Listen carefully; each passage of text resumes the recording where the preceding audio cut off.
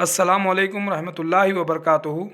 इस वीडियो के सवालात की PDF हासिल करने के लिए आप डिस्क्रिप्शन में दिए गए टेलीग्राम चैनल की लिंक के ज़रिए ज्वाइन होकर आप हासिल कर सकते हैं, जहां पर अरक़म एकेडमी की जानिब से तमाम अपडेट्स शामिल रहती हैं। आइए शुरू करते हैं। पहला सवाल है, नाटो का सदर मुकाम कहाँ है? Option A New York America, option B London यानी बरतानिया, option C Brussels Belgium, option D Sydney Australia. और इसका सही जवाब है, इसके सही जवाब से पहले नाटो के ताल्लुक़ से 4 बातें आपको याद रखनी हैं। पहली ये कि नाटो का जो फुल फॉर्म है नॉर्थ अटलांटिक ट्रीटी ऑर्गेनाइजेशन, ये आपके लिए बहुत अहम है। नाटो के अंदर जुमला 30 ममालिक शामिल हैं, यानी ये 30 ममालिक का एक ग्रुप है जिसमें 28 यूरोपियन ममालिक हैं और 2 जो हैं नॉर्थ अमेरिकन ममालिक हैं। और ये क़ायम हुआ 4 अप्रैल 1949 को। और इसका सदर मुकाम है ब्रसेल्स बेल्जियम। ये 4 बातें आपको याद रखना है। और तो सही जवाब है, नाटो का सदर मुकाम है ब्रसेल्स बेल्जियम। अगला सवाल है, ब्लैक सी यानी बहरे सियाह के साहिल से ये मुल्क मुंसलिक नहीं है। यहाँ पर 4 ऑप्शन हैं, कौन सा मुल्क बहरे सियाह से मुंसलिक नहीं है, इसका आंसर देना है। बहरे सियाह और नाटो इसलिए बहुत अहम है क्योंकि अभी यूक्रेन और रशिया की जंग जारी है और मुकम्मल जंग नाटो से मुताल्लिक़ है। यूक्रेन चाहता है कि वो नाटो का रुकन बने, रशिया चाहता है कि वो यूक्रेन को नाटो का मेंबर बनने ना दे, जिसकी वजह से इन दोनों में जंग जारी है। और यूक्रेन पर हमला करने के लिए जो रास्ता है वो बहरे सियाह यानी ब्लैक सी से होकर जाता है। यानी अगर रशिया ब्लैक सी में पहुंचता है तभी वो यूक्रेन पर हमला कर सकता है। यहाँ पर यानी ब्लैक सी पर 6 ममालिक का कब्ज़ा है, या ऐसा कह सकते हैं कि ब्लैक सी जो है उसके साहिल से 6 ममालिक मुंसलिक हैं। ये मुकम्मल तौर पर ज़मीन से घिरा हुआ समंदर है।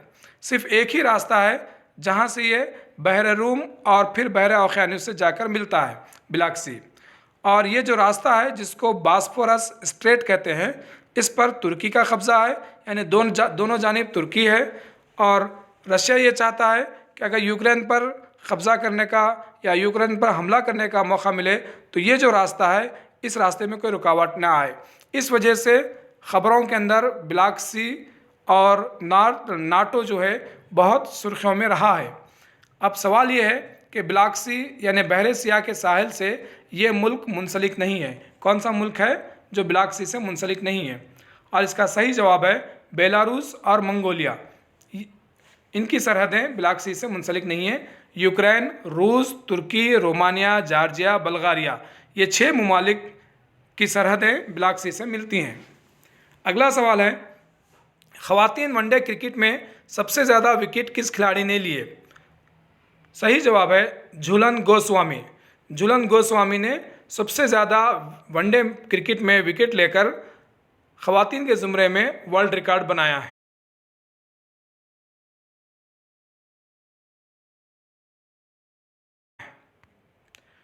अगला सवाल है, यूक्रेन से भारतीय शहरियों के इनखला के लिए चलाए गए प्रोग्राम का नाम क्या है? ऑपरेशन मोदी, हौडी मोदी, ऑपरेशन आकाश या ऑपरेशन गंगा? और इसका सही जवाब है ऑपरेशन गंगा। यूक्रेन में जो भारतीय तुलबा फंस गए थे उनको यूक्रेन के आतराफ के जो ममालिक हैं वहाँ पर रेफ्यूजी के तौर पर वो वहाँ पर शिफ्ट हो गए थे। फिर वहाँ से उनको भारत ने ऑपरेशन गंगा के नाम से एक मुहिम चलाई और वहाँ से तमाम भारतीय तलबा को अपने मुल्क को वापस लाया। तो ये ऑपरेशन का नाम है ऑपरेशन गंगा। अगला सवाल है, कोबरा वॉरियर 22 फ़िज़ाई फ़ौजी मश्क किस मुल्क में हुई? कोबरा वॉरियर 22 ये फ़िज़ाई फ़ौजी मश्क बरतानिया में हुई। ये इसलिए अहम है कि इस फ़ौजी मश्क में भारत ने LCA तेजास को भेजा। LCA यानी लाइट कॉम्बैट एयरक्राफ्ट तेजास, इसको उस मश्क के अंदर भेजा है। अगर ये सवाल कुछ डीप पूछ ले कि बरतानिया में कहाँ पर हुआ ये फौजी मश्क, तो इसका जवाब है वेडिंगटन। बरतानिया में वेडिंगटन के मुकाम पर यह कोबरा वॉरियर 22 फ़िज़ाई फौजी मश्क हुई।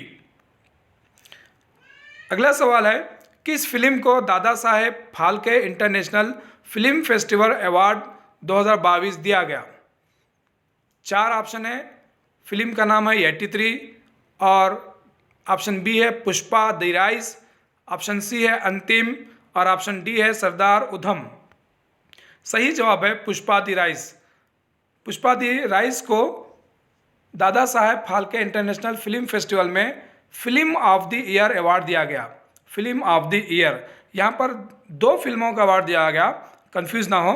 एक है फिल्म ऑफ द ईयर, वो पुष्पा द राइज है, और एक है बेस्ट फिल्म, ये शेरशाह फिल्म को दिया गया, शेरशाह। इन दोनों नामों को याद रख लीजिए। Film of the year Pushpa the rise, और बेस्ट फिल्म जो है वो शेरशाह है।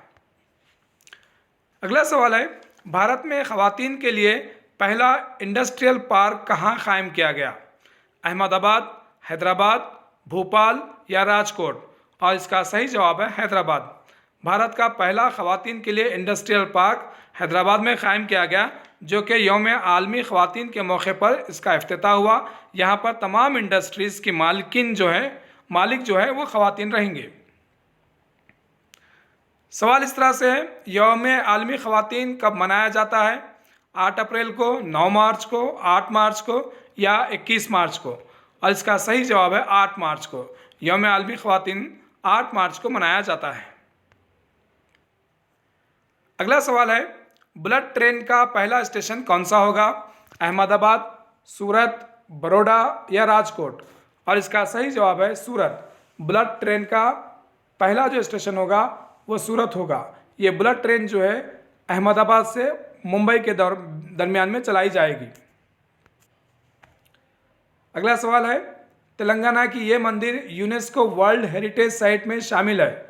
बिरला मंदिर, भद्राचलम मंदिर, हज़ार सुतून का मंदिर या रामप्पा मंदिर? ये इसलिए अहम है कि भारत में जुमला 40 ऐसे मुकामात हैं जिसको यूनेस्को रिकग्नाइज करता है, यानी यूनेस्को अपने हेरिटेज साइट के अंदर उन मुकामात को शामिल रखा है, जिसमें 40 हैं। 40 में से 2 नाम अभी हाल ही में शरीक हुए हैं, उसमें से एक तेलंगाना की मंदिर भी है, और ये मंदिर है रामप्पा मंदिर। रामप्पा मंदिर भी यूनेस्को वर्ल्ड हेरिटेज साइट में शामिल है। इसके अलावा गुजरात की एक साइट है धोलावीरा।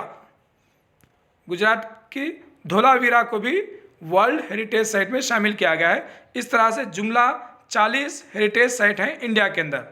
यहाँ पर यूनेस्को का फुल फॉर्म भी आप याद कर लें, United Nations Educational, Scientific and Cultural Organization, और इसका सदर मुकाम है पेरिस, जो कि फ्रांस में है। अगला सवाल है, सदर जमहूरिया रामनाथ कोविंद ने कितनी ख़वातीन को नारी शक्ति पुरस्कार दिया? सदर जमहूरिया ने यौम आलमी ख़वातीन के मौके पर 29 ख़वातीन को नारी शक्ति पुरस्कार दिया। सही जवाब है 29 ख़वातीन।